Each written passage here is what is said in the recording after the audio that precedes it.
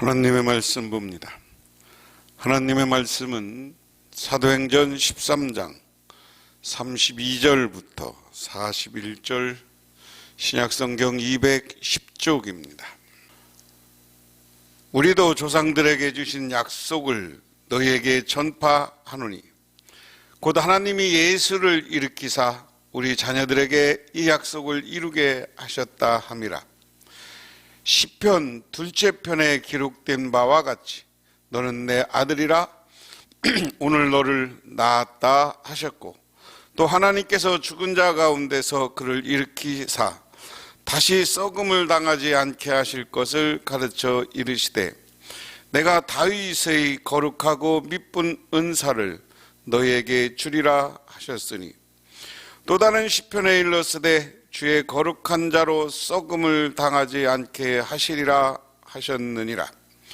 다윗은 당시 하나님의 뜻을 따라 섬기다가 잠들어 그 조상들과 함께 묻혀 썩음을 당하였으되 하나님이 살리신 이는 썩음을 당하지 아니하셨나니, 그러므로 형제들아 너희가 알 것은 이 사람을 힘입어 제사함을 너희에게 전하는 이것이며, 또 모세의 율법으로 너희가 의롭다 하심을 얻지 못하던 모든 일에도 이 사람을 힘입어 믿는 자마다 의롭다 하심을 얻는 이것이라. 그런즉 너희는 선지자를 통하여 말씀하신 것이 너희에게 미칠까 삼가라. 일러스되 보라, 멸시하는 사람들아 너희는 놀라고 멸망하라. 내가 너희 때를 당하여 이 일을 행한 것이니 사람이 너희도 일러줄지라도 도무지 믿지 못할 일이라 하였느니라 하시니라. 아멘. 지금까지 바울은 위로의 말씀으로써 언약과 약속의 역사, 예수 그리스도의 역사를 이야기했습니다. 바로 이 시점에서 사도 바울의 연설은 부활의 증언으로 바뀐 것입니다. 역사 속에 태어난 새로운 역사를 증언하는 것입니다. 그런데 이 새로운 역사는 부활이라는 것이죠. 이미 성경 시편과 선지자서에 이 증언이 기록되어 있다 하는 겁니다. 그래서 오늘 그리스도의 부활에 대한 증언이다 하는 겁니다. 오늘 32절부터 37절에 보면 우리도 조상들에게 주신 약속을 너희에게 전파하노니, 조상들에게 주신 약속을 너희에게 전파한다. 오늘 사도 바울이 예수 그리스도를 메시아로 증언하는 것, 이것은 뜬구름없는 얘기가 아니다. 이 이야기는 이미 하나님이 우리에게 주신 약속, 구약의 여러 말씀을 통해서 주신 약속이시다. 제가 오늘 전제를 지난 시간에도 이야기했습니다. 오늘 사도 바울의 연설 설교를 듣고 있는 사람들은 유대인 해당이에요. 유대인 해당이기 때문에 대부분 유대인들이 듣고 있는 겁니다. 유대인들의 청중을 향해서 이야기하는 거예요. 그런데 유대인들에게 하나님의 약속은 예수가 오시는 것을 이미 약속하셨다 하는 이야기. 그러면서 33절에 곧 하나님이 예수를 일으키사 우리 자녀들에게 이 약속을 이루게 하셨다미라. 시편 둘째 편에 기록된 바와 같이 너는 내 아들이라 오늘 너를 낳았다 하셨고, 또 하나님께서 죽은 자 가운데서 그를 일으키사 다시 썩음을 당하지 않게 하실 것을 가르쳐 이르시되 내가 다윗의 거룩하고 미쁜 은사를 너희에게 주리라 하셨느니라. 오늘 이 말씀은 시편 55편 3절에 너는 귀를 기울이고 내게로 나와 들으라. 그리하면 너희 영혼이 살리라. 내가 너희를 위하여 영원한 언약을 맺으리니 곧 다윗에게 허락한 확실한 은혜니라. 이것을 사도행전 34장 오늘 말씀에는 내가 다윗의 거룩하고 미쁜 은사를 너희에게 주리라 하는 이야기입니다. 다시 말해서 다윗이 시편 55편 3절에 약속했다는 거예요. 시편에. 그것은 뭐냐? 미쁜 아름다운 좋은 약속, 미뿐이라는 말은 좋은 약속, 은사를 너에게 주었다. 그것은 확실한 언약과 시편에 있는 것으로 확실한 은혜다. 예수는 확실한 은혜의 뿐이고 은혜의 약속이고, 예수를 믿는 사람들에게는 하나님은 새로운 은혜를 주신다는 거예요. 또 시편 16편 9절에서 10절에 이러므로 나의 마음이 기쁘고 나의 영도 즐거워하며 내 육체도 안전히 살리니 이는 주께서 내 영혼을 스울해 버리지 아니하시며 주의 거룩한 자를 멸망시키지 않으실 것임이라. 오늘 5절에 또 다른 시편에 일렀을 때 주의 거룩한 자로 썩음을 당하지 아니하리라 하셨느니라. 다시 말해서 시편 16편의 말씀은 우리가 지옥에 떨어지지 않는다는 거예요. 멸망하지 않는다는 거예요. 그것을 오늘 사도 바울은 이렇게 해석하는 겁니다. 우리가 썩어지지 않는다, 죽지 않는다라는 것으로 이해하면 됩니다. 바울은 그와 그의 동료들이 예루살렘에서 활동하는 동안 사도들과 동일하게 복음을 전한다고 했습니다. 그 복음의 내용은 그들의 조상들에게 하신 하나님의 약속인데, 하나님이 이 약속을 그들의 조상들, 자녀들로부터 이뤘다라고 이야기합니다.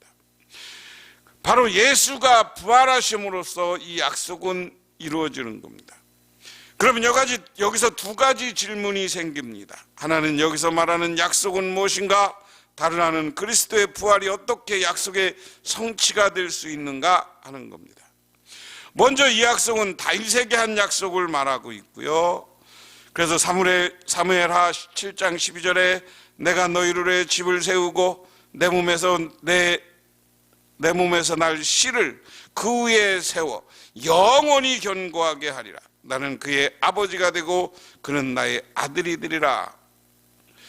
그러면 이 약속과 부활은 무슨 관계인가? 다른 말로 표현하면 부활이 이 약속의 어느 곳에 위치하는가?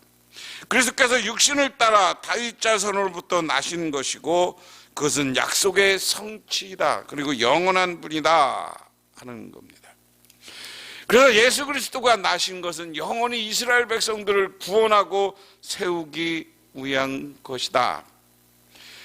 그러므로 우리는 오늘 이 말씀은 사도 바울을 간단히 요약하면 그런 거예요. 예수가 이 땅에 오셔서 죽으시고 부활하신 것은 이미 사무엘서에 그리고 여러 시편에 약속한 겁니다. 그것은 우리에게 기쁜 일이고 즐거운 일입니다. 그러므로 예수의 부활을 기쁜 일로 받아들이자라는 거예요. 그게 오늘 유대인들이 꽉 차 있는 해당에서 예수가 하는 이야기, 사도 바울이 하는 말씀이에요. 예수는 부활하셨고 그분은 약속된 메시아고 그리스도다. 그 다음에 하는 이야기는 뭐냐? 오늘 38절에 그래서 예수가 온 것은 썩음을 당하지 않았다는 것은 예수가 이 땅에 오신 것은 우리를 영원히 죽지 않게 하였다. 그러면서 우리가 썩지 않고 영원히 죽지 않는다는 건 뭐예요? 38절 그러므로 형제들아 너희가 알 것은 이 사람을 힘입어 제사함을 너희에게 전하는 것은 이것이며. 그래서 예수를 믿으면 예수의 십자가는 우리의 죄를 용서해 주는 것이다. 우리가 죄가 많잖아요. 그리고 39절에 너희가 율법으로 의롭다 하심을 얻지 못한 모든 일에도 이 사람을 힘입어 믿는 사람마다 의롭다함을 얻은 것이다. 그래, 예수를 믿고 예수를 메시아로 믿고 그의 부활을 믿으면 우리는 의롭다 함을 얻는다. 의롭다 함이라는 건 제가 여러 번 이야기했습니다. 의롭다 인정함을 받는다. 그런즉 너희는 선지자를 통하여 말씀하신 너희에게 미칠까 삼가하라. 자, 보세요. 예수 믿으면 너희들 죄사함을 받고 의로움을 받아서 구원받아. 하지만 오늘 선지자들이 한 이야기 중에 41절에 보라 멸시하는 사람들아 너희는 놀라고 멸망하리라. 내가 너희 때를 당하여 한 일을 행한 것이니 사람이 너희에게 일러줄 줄 알아 도무지 믿지 못할 것이라 하셨느니라. 내가 이렇게 이야기해도 예수를 믿는 사람은 제사함을 받고 용서함을 받아. 하지만 이 시간 받아들이고 예수를 도무지 못 믿으면 너희들은 영원히 멸망당하고 영원히 지옥불에 던져지는 거야. 간단하게 이야기하면 그렇습니다. 그래서 이 말을 정리하면 뭡니까? 인류 최고의 소식은 부활이고 부활하신 예수님이에요. 그분은 영원히 복된 소식이 예수 그리스도예요. 우리에게 이 부활하신 예수님은 영원한 복된 소식이다. 우리를 죄 썩어지지 않고 부활하고 승리하고 영생을 얻게 하셨다는 거예요. 그래서 그 예수 그리스도를 믿으면 우리가 예수 그리스도는 우리에게 제사함을 준다. 제사함을. 그래서 예수 그리스도는 우리의 죄를 사하고 또한 우리를 의롭다 하고 의롭다 인정받는 자리에 서서 영원히 구원받는 자리에 서게 될 것이다. 그러므로 우리는 예수의 부활을 믿고 예수의 구원을 믿고 예수가 우리에게 주신 최고의 하나님이 주신 약속인 것을 믿어라. 그래야만 우리가 구원을 받을 것이다. 하지만 받아들이지 않으면 영원한 지옥불에 던져진다. 오늘 김범수라는 분이 예수님의 치과라는 토기장의 책에 나온 이야기를 기록해 놓은 게 있습니다. 내가 멕시코 교도소 선교길에 만난 호세 목사님은 다정하고 눈물이 많으며 열정적이다. 기타도 잘 치고 노래도 잘한다. 수감자들과 함께 예배를 드릴 때 그가 눈물을 흘리며 부르는 찬양을 들으면 가슴이 떨린다. 호세 목사님은 전과자 출신이다. 나의 배고픔은 참을 수 있어도 동생들이 먹지 못해 우는 것을 참아볼 수 없어 도둑질을 하게 되었다고 한다. 맨 처음엔 동네 시장 옆에 있는 빵집이었는데 3일을 굶고 나니 눈에 아무것도 보이지 않더란다. 주인이 방금 구워낸 빵을 커다란 쟁반에 가득 담아 가지고 내오는데 맛있는 냄새와 함께 따뜻한 김이 모락모락 났다.